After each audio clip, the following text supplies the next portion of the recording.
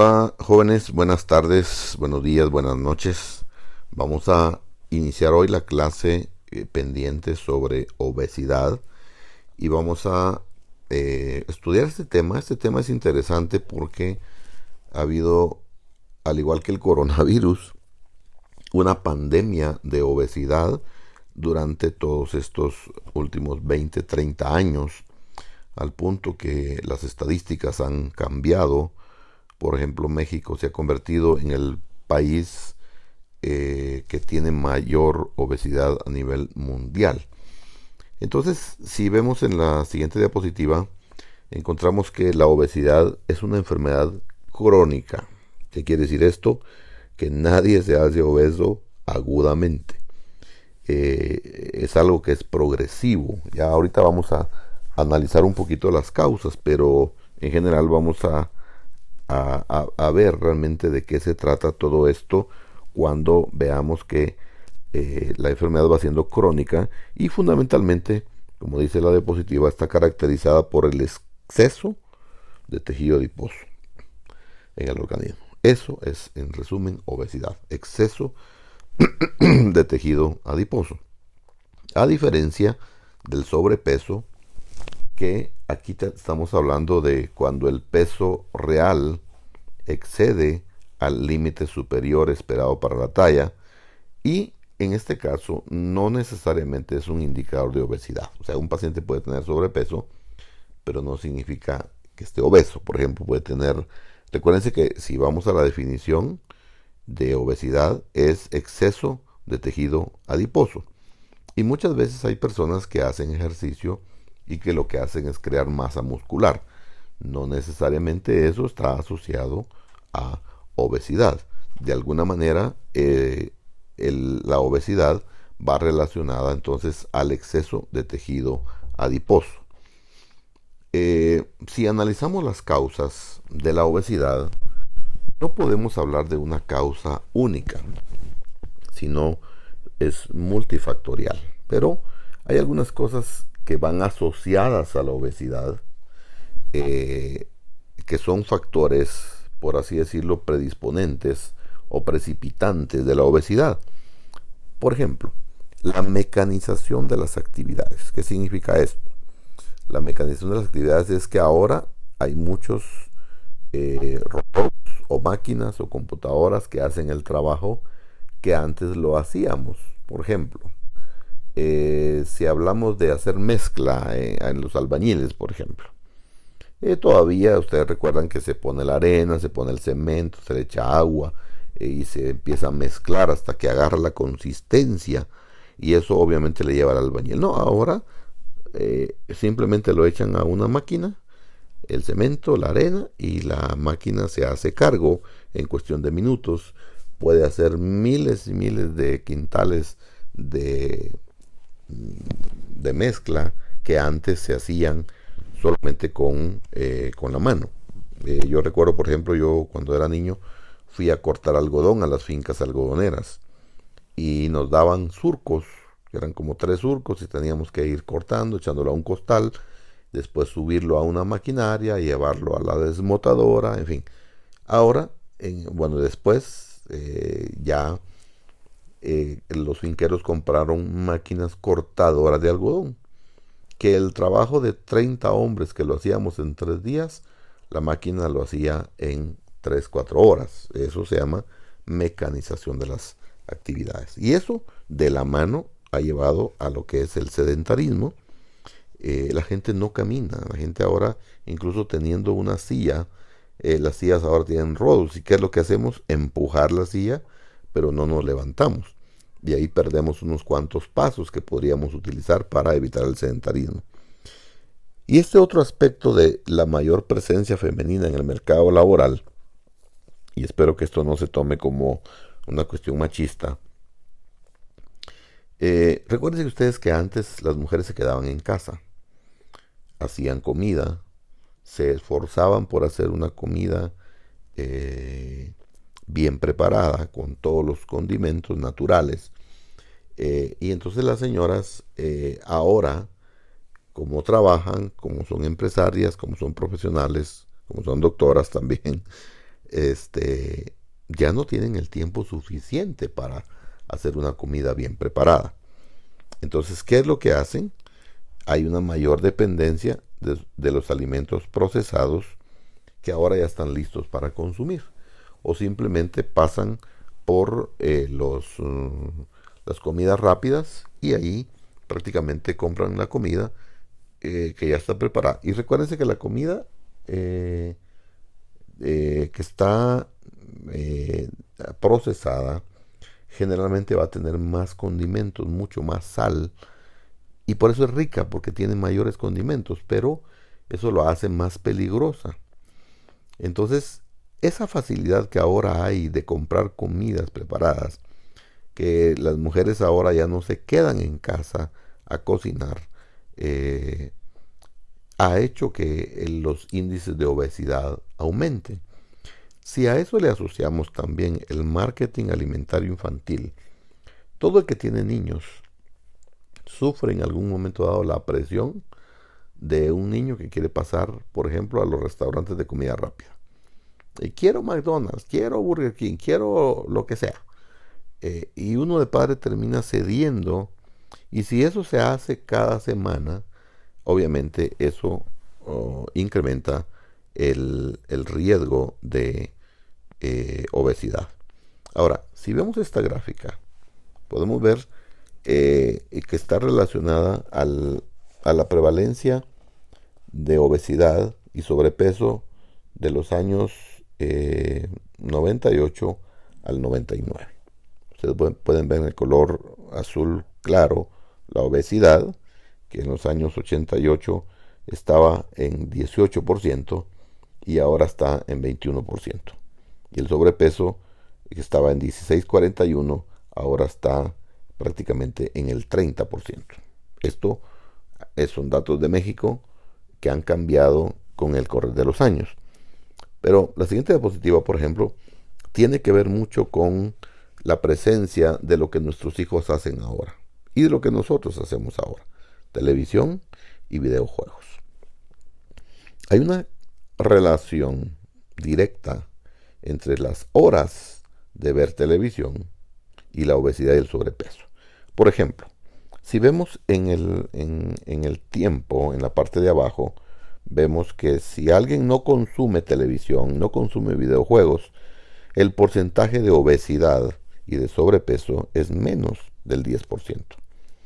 Pero si nos vamos al extremo, cuando se consumen 3 horas o más de televisión o videojuegos, prácticamente el índice de obesidad o la prevalencia de obesidad aumenta casi hasta un 30%. O sea, para que ustedes vean la importancia que tiene el sedentarismo en este caso cuando estamos viendo televisión. Ahora, algo fisiológico de cómo está distribuida corporalmente el tejido adiposo en el cuerpo. Debemos recordar que la grasa es la reserva de energía primaria del organismo. Uno puede tardar vivo 2-3 semanas sin comer si tiene una buena reserva de grasa. Entonces, la grasa se almacena como triglicéridos en los adipocitos, que todo esto constituye el tejido adiposo, que ya definimos al principio que es lo que se define obesidad. La cantidad de grasa corporal para una mujer adulta fluctúa entre un 20 y un 25%. Esto del peso corporal. Y casi el 12% representa la grasa esencial. ¿Qué significa la grasa esencial? Que es la grasa que protege los órganos importantes.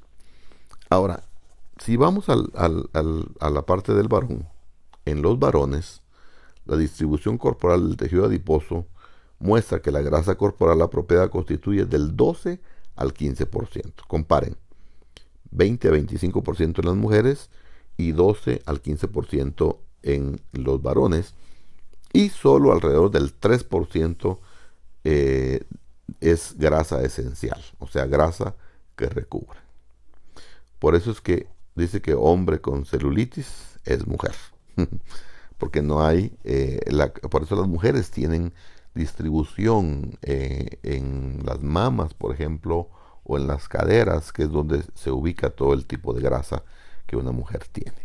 Ahora, si hablamos en este caso, hemos hablado que intervienen factores genéticos y factores ambientales. Esto es importante entenderlo, porque si nos damos cuenta, no es prácticamente solo la comida lo que está funcionando en este caso, sino que intervienen factores de familia y lo que yo hago con lo que tengo todos los días. Entonces hay gente que obviamente por herencia va a ser obesa. Pero si a eso le agrega factores ambientales, va a ser más obesa. Quiere decir que el factor genético, si bien es cierto, se hereda, con mis factores ambientales yo puedo transformar y cambiar eso. Pero también la conducta alimentaria tiene mucho que ver con todo esto. Si vemos, por ejemplo, en el lado superior izquierdo, podemos ver el contexto sociocultural. Uno come según su cultura. Por ejemplo, en nuestro medio, por decirles un ejemplo muy sencillo, comer plátanos verdes no es una costumbre.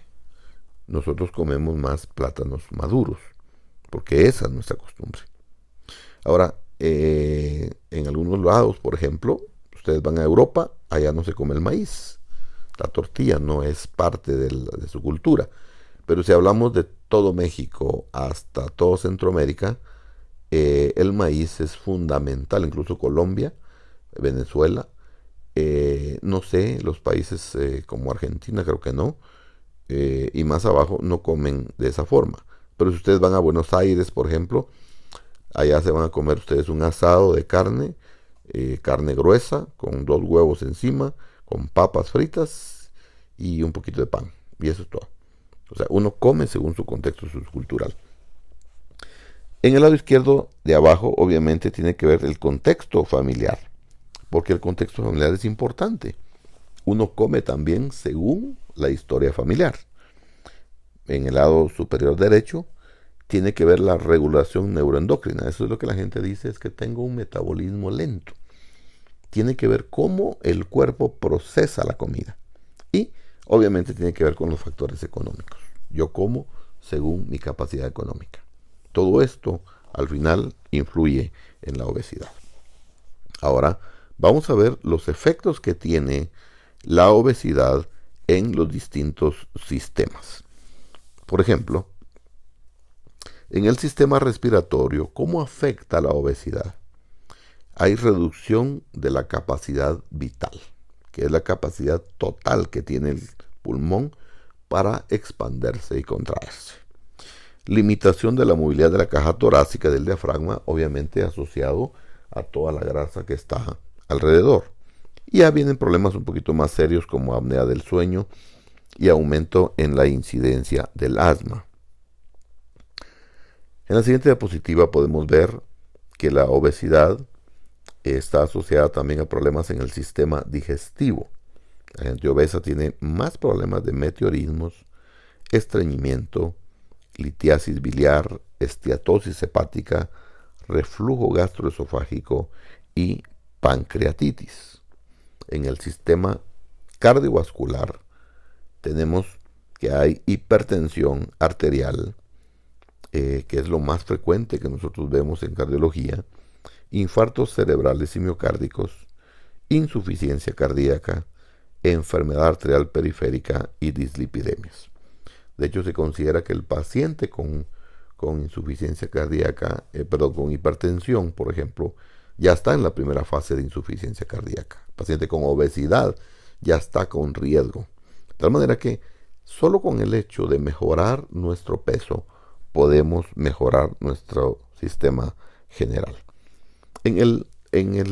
Los problemas reumáticos podemos encontrar problemas de osteoartrosis, fundamentalmente coxofemoral, femorotibial, tobillo y columna. Y si se los pongo de una manera práctica, si ustedes tienen un edificio de 3 niveles con varillas de hierro para un nivel, ese edificio se va a resentir. Igual pasa, la columna está diseñada para sobrellevar un peso. Si pasamos de ese peso, corremos el riesgo de que de alguna manera podamos tener problemas serios en este sentido. Con respecto a la oncología, cualquier tipo de cáncer que ustedes se puedan imaginar en cualquier órgano está relacionado a la obesidad. O sea, los obesos tienen riesgo de cáncer de esófago, o sea, todo el sistema gastrointestinal, la próstata, útero, ovarios, páncreas, endometrio, riñón, mama, leucemia. Cualquier tipo de cáncer que ustedes pueden imaginarse está asociado a la obesidad. Ahora, con los problemas endocrino-metabólicos, esto es a veces a lo que más importancia se le pone, aunque ustedes ya se están dando cuenta que no es necesariamente solo esto, sino que aquí también tenemos, este es obviamente uno de los problemas principales que más se ataca, y de hecho son los endocrinólogos los que más miran este tipo de problemas, aunque ahora también los cardiólogos estamos viendo ya un poquito más. En este caso, los problemas que puede generar la obesidad de tipo endocrino metabólico son diabetes mellitus, resistencia a la insulina y el síndrome metabólico, dislipidemia y gota. Ustedes saben que alrededor del 90% de la diabetes tipo 2 que estamos viendo ahora está relacionada a la obesidad. Si ustedes recordarán la clase de diabetes, encontramos que solo un 5% era diabetes tipo 1 y un 5% otro tipo de diabetes, y 90% más o menos estamos hablando de diabetes tipo 2. Estos son los principales cambios que pueden dar. Ahora, ¿cómo hacemos el diagnóstico? Hay muchas formas realmente de hacerlo y las nutricionistas se han especializado mucho en esto. Yo solo estoy dando introducción a algunos casos, pero el índice de masa corporal es lo que estamos usando en la actualidad, que tiene que ver con el peso y la talla al cuadrado. Entonces debemos considerar que el intervalo normal del índice de masa corporal oscila entre el 18.5 al 24.9%. Menos de eso, estamos hablando de insuficiencia ponderal. Más de eso, ya hablamos de sobrepeso y hablamos de obesidad. Entonces, de sobrepeso estamos hablando que es mayor de 25 hasta 29.9. Y obesidad estamos hablando mayor de 30. Y ahí es donde dividimos la obesidad en clase 1 de 30 a 34.9, clase 2 de 35 a 39.9 y obesidad grado 3 mayor de 40. Algunos hablan de obesidad mórbida mayor de 50. Es obligado en todo paciente que evaluemos en nuestra clínica evaluar el peso y la talla y evaluar el índice de masa corporal, y con eso tener ya una idea de cuál es el tratamiento que vamos a dar con ese paciente. Vamos a hablar también de la obesidad según los fenotipos, o sea, cómo se ve desde afuera. Obesidad tipo 1, aquí el exceso de masa corporal o porcentaje de grasa independientemente del sitio de acumulación. En este caso, no importa dónde esté, el paciente va a tener ese tipo de obesidad. La tipo 2, no olviden que estamos hablando del fenotipo. Obesidad tipo 2, según el fenotipo, es exceso de grasa subcutánea en el tronco y en el abdomen. Esto es lo que se llama obesidad tipo androide, que es en el hombre. Obesidad tipo 3, exceso de grasa abdominal visceral. Y obesidad tipo 4, exceso en la región glútea y femoral, que es lo que se llama la ginecoide, que es lo que se da en las mujeres. En la siguiente diapositiva es donde podemos ver el tipo de obesidad androide, tipo manzana, y ginecoide, tipo pera, en el hombre y en la mujer. ¿Cómo vamos a evaluar al paciente con obesidad? Obviamente eso obliga a la anamnesis, la historia clínica. Y aquí, pues obviamente va a ser un poquito más dirigida. Vamos a hablar de antecedentes familiares de interés. Por ejemplo, si la familia del paciente es obesa, si han hecho algunos intentos de bajar de peso, si los han operado de cirugía bariátrica, en fin. ¿A qué edad inició la obesidad y la evolución del peso? ¿Cuáles fueron las posibles causas desencadenantes? Hay una cosa muy importante en el paciente obeso, y es que el paciente obeso se ha estigmatizado, como el borracho, por ejemplo, alcoholismo, ese es un borracho, ¿no? Pero nunca nos detenemos a veces a pensar qué llevó a ese paciente a ese tipo de comportamiento. ¿Por qué de alguna manera se comporta de esa forma? Por ejemplo, pudo haber tenido un trauma psicológico, emocional, la asaltaron, la violaron, divorcio, se murió un hijo, se murió el papá, en fin, algún trastorno fuerte emocional que lo haya llevado a eso y que eso haya generado de alguna manera el, el dato de que empezó a comer y subió de peso. Hay que revisar los hábitos alimentarios del paciente. Aquí es importante concientizar al paciente, porque el paciente dice, no, si yo no como nada, yo estoy bien. Pero cuando ustedes empiezan a, bueno, dígame qué desayunó ayer, dígame qué almorzó ayer, dígame qué cenó ayer, y dígame qué refaccionó ayer. Y cuando la gente empieza a darse cuenta realmente y toma conciencia de cuánto pudo haber comido, entonces obviamente pues se dan cuenta de que realmente sus hábitos alimenticios son los que hay que corregir.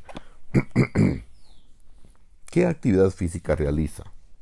Hay gente que no camina nada, su nivel de sedentarismo es muy intenso, casi así como los estudiantes de medicina.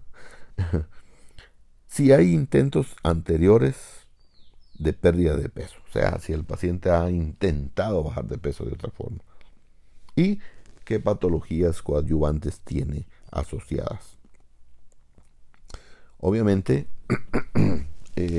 incluye el examen físico, como ya dijimos, peso, talla, índice de masa corporal, circunferencia de la cintura, determinación de presión arterial y todos los exámenes analíticos generales que hay que tomar. El tratamiento integral. Miren, esta diapositiva resume todo lo que hay que hacer con el paciente obeso. Dieta, ejercicio, farmacoterapia, cirugía bariátrica y la psicoterapia. Todas en conjunto deben ser utilizadas para que este paciente pueda ser evaluado. Vamos a hablar cada una de ellas en una forma somera, porque en realidad el tratamiento es multifactorial y multidisciplinario, es decir, que no solo el cardiólogo, no solo el nutricionista, no solo el endocrinólogo, sino que muchas veces tenemos todos que participar en esto. Si hablamos del tratamiento dietético, la dieta debe ser individualizada y agradable. Esto es importante, porque muchas veces cuando se somete a un paciente a dieta por obesidad, le decimos coma guicoyes cocidos sin sal y coma pechuga a la plancha sin nada. Y tenemos a ese pobre paciente por 3 semanas en un aburrimiento total, y entonces se da el fenómeno de rebote que mejor empieza a comer tal vez peor de lo que antes comía. Así que debe ser agradable. Recuerden que uno de los mayores placeres de la vida es comer. Obviamente, reducir el contenido de grasa en la dieta es una forma práctica de reducir el aporte calórico. Si nosotros disminuimos el contenido de grasa a la hora de cocinar, vamos a reducir el contenido de aporte calórico. Una dieta baja en calorías durante 6 meses, recuerden esto, disminuye el peso corporal en torno al 10%. Es muy difícil que un paciente baje más del 10%, a menos que se someta a una dieta muy baja en calorías, pero esto debe quedar en manos de especialistas porque puede generar problemas severos a la hora de tener a este paciente en este sentido. Hablemos del ejercicio físico. Es fundamental no solo en bajar de peso, sino en el mantenimiento a largo plazo de la pérdida de peso. Es posible que si un paciente no baja de peso, no hace ejercicio y baja de peso un tiempo, ese peso pueda ser recuperado. Además de que baja el peso, mejora otros factores de riesgo. Puede mejorar, por ejemplo, la resistencia a la insulina. Y con eso mejorar la diabetes. Hay muchos pacientes diabéticos que lo que necesitan es ejercicio, no tanto medicamentos. Y esto pues obviamente debe hacerse con un incremento moderado de la actividad física que debe ser lenta y gradual. Debemos tener en consideración que esto tiene que ser lento y gradual. ¿Cuál es el objetivo? Más o menos gastar 150 calorías por día o 1000 calorías por semana. Para que ustedes se hagan una idea, un Big Mac, por ejemplo, tiene alrededor de 350 calorías. La Coca-Cola tiene 300 calorías. Las papas fritas tienen 350 calorías. Y el smoothie, o como se llama, el McFlurry, tiene alrededor de 350 calorías. Si ustedes se dan cuenta, ahí en un Big Mac se comieron más de 1500 calorías. O sea que lo que hay que gastar en una semana, alguien se lo pudo haber comido en una comida nada más. Entonces, para que se den una idea de cómo el ejercicio físico realmente debe ser moderado para que esto tenga importancia. ¿Cómo se puede hacer? Bueno, un paseo de 30 a 45 minutos de 3 a 6 o a 5 veces por semana puede ser logrado. Aparte del ejercicio físico, tenemos obviamente el tratamiento farmacológico. El tratamiento farmacológico tiene algunas indicaciones. Número 1, cuando hayan fracasado un programa de modificación del estilo de vida solo. Entiéndase esto, cuando haya fracasado la dieta, cuando haya fracasado el ejercicio y el médico considere que el paciente necesita una ayuda para tratar la obesidad. Entonces es que podemos usar medicamentos. Ahora, el tratamiento farmacológico debe ser usado en pacientes con índice de masa corporal igual o mayor a 30. Índice de masa corporal igual o mayor a 27, pero que tengan factores de riesgo o patologías asociadas. Diabetes tipo 2, hipertensión arterial o dislipidemias. El tratamiento farmacológico a corto plazo, o sea, en menos de 12 semanas, se usó la fentermina y el dietilpropión. Sin embargo, estos medicamentos producen muchos efectos adversos como estimulación del sistema nervioso central, cefaleas, insomnios, palpitaciones, taquicardias, aumento de la presión arterial, incluso rhabdomiólisis o hemorragia intracraneal. Ustedes recordarán tal vez algún medicamento que se llama sibutramina, que de hecho fue retirado del mercado porque producía hipertensión pulmonar severa, y eso obviamente y aparte por supuesto de las complicaciones cardiovasculares que producía. Entonces, el tratamiento farmacológico en obesidad no ha avanzado mucho, es decir, todavía no tenemos un medicamento que nos ayude. El que mejor nos ayuda es el Orlistat a largo plazo. ¿Qué es lo que hace este medicamento? Altera la absorción de la grasa, inhibiendo la enzima lipasa pancreática. Ese es el mecanismo de acción que hace. Ahora, tiene, y por eso lo pongo en amarillo, efectos adversos. Y el 50% de los pacientes no tolerarán este medicamento. Incontinencia fecal, diarrea, goteo oleoso, flatulencia, dolor abdominal, es lo que muchas veces hace que el paciente no utilice estos medicamentos. Hay algunos otros fármacos usados para tratar la obesidad, pero que todavía no tienen toda la aprobación, como la fluoxetina, sertralina, bupropión, topiramato, y la zonisamida son medicamentos que todavía están en estudio. Ustedes pueden revisar su documento de diabetes y ahí pueden encontrar algunos medicamentos extras que no están aquí en la conferencia en relación con la obesidad. Ahora hablemos un poquito de la cirugía bariátrica. La cirugía bariátrica tiene también sus indicaciones y se usa cuando ha fracasado en al menos 6 meses con métodos no quirúrgicos. O sea, cuando una persona lleva 6 meses de usar medicamentos, de usar dieta, de ejercicio y no baja de peso, entonces debe ser considerado la cirugía bariátrica. Todos aquellos que tienen índice de masa corporal mayor de 40 son candidatos para cirugía bariátrica. O aquellos que tienen entre 35 y 40 de índice de masa corporal, pero que tienen una enfermedad coexistente que puede mejorar con la cirugía. Y aquellos que tienen primera línea en pacientes con índice de masa corporal mayor de 50. Yo tuve una paciente mamá de una doctora, por cierto, que tenía el problema de hipertensión arterial, de diabetes, y se hizo una cirugía bariátrica. Bajó alrededor de 100 libras. Con ese descenso de peso mejoró la presión y mejoró la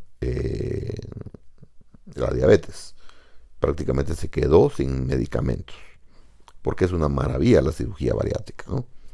Ahora, hay distintas formas que se pueden hacer la cirugía bariátrica. Una de ellas es el banding gástrico. Es el menos invasivo. Como ustedes pueden ver, se coloca una cintura alrededor del estómago y es un sistema puramente restrictivo. Esto lo que hace es limitar la ingesta de comida por la colocación de un anillo constrictivo, que lo que hace es rodear completamente el fondo gástrico.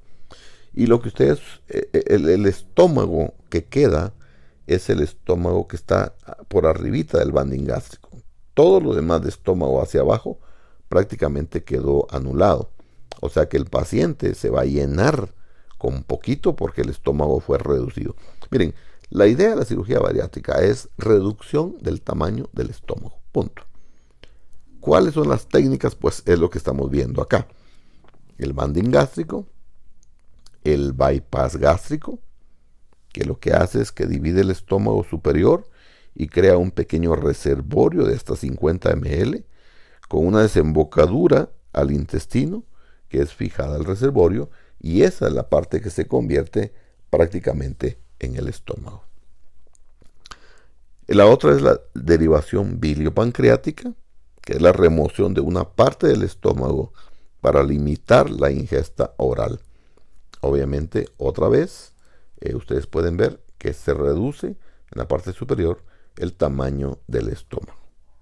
Y la gastrectomía en manga, que es estimada para aquellos pacientes que son considerados como de alto riesgo para la cirugía bariátrica, pues obviamente lo que hace es quitar una parte del estómago y se construye una nueva manga gástrica que prácticamente se convierte en el estómago. Obviamente que lo que hace es que el paciente se toma una sopita, por ejemplo, y se llena y ya no come más. Eso sí, va a tener necesidad de comer en menos de 3 horas, pero las cantidades van a ser reducidas. O sea que pudiéramos nosotros de alguna manera no llegar a estos extremos solo con el hecho de disminuir la ingesta calórica. Y obviamente resaltar también con la cirugía bariátrica que hay que reponer vitamina B12. No olviden ustedes que el factor intrínseco está en el estómago y es el que permite la absorción de la vitamina B12. Y con eso nosotros podemos reponerle. Si ustedes no reponen vitamina B12, el paciente puede llegar a anemia megaloblástica. Y por último, como recomendaciones finales, debe haber mucha colaboración familiar. El paciente no debe sentirse acusado, sino apoyado. El mismo paciente por sí mismo debe estar motivado. Y obviamente tenemos que pensar en efectos a largo plazo. Pensar de que no vamos a reducir de peso 6 semanas y vamos a subir de peso 2, 3 años después, ¿no? Recomendaciones finales. Póngale mucha atención a todo esto. Y finalmente, un poquito de humor. Cuando su mascota esté perdida, búsquela en los lugares donde se puede esconder. Muchísimas gracias por su atención a la clase. Les voy a hacer llegar algunos links para algunos videos para que ustedes puedan verlos, y todo esto en conjunto va a incluir la evaluación de la clase de obesidad. Así que muchas gracias por su atención.